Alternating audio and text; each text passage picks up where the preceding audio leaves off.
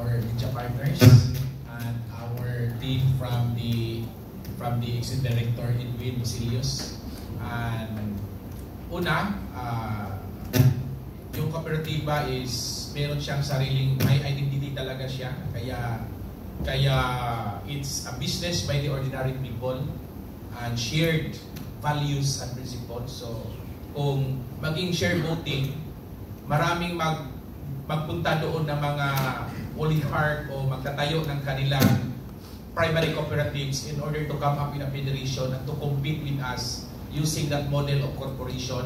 Then tax haven siya, maging hindi na siya taxable kasi tax exempted ang cooperative, and it destroys the whole identity of the cooperative. Ito lang talaga ang identity ng kooperatiba na maging successful is because of that democratic control. No?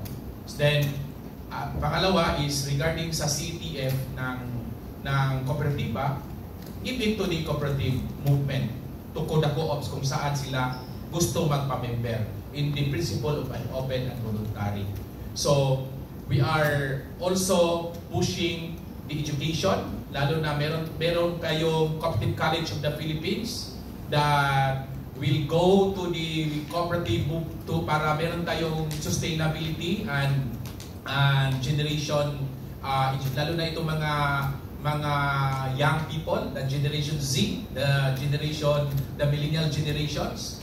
Ito yung mga missing link ngayon, no? Of the 11 million Filipinos na members, ang worrisome dyan is ang average members dyan na age is only 48 years old. So medyo mataas. At the working population is 25 years old.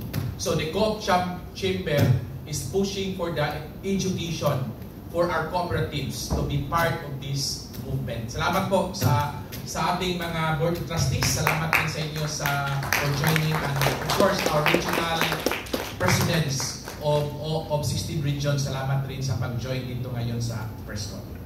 Thank you very much, Sir Noel. So,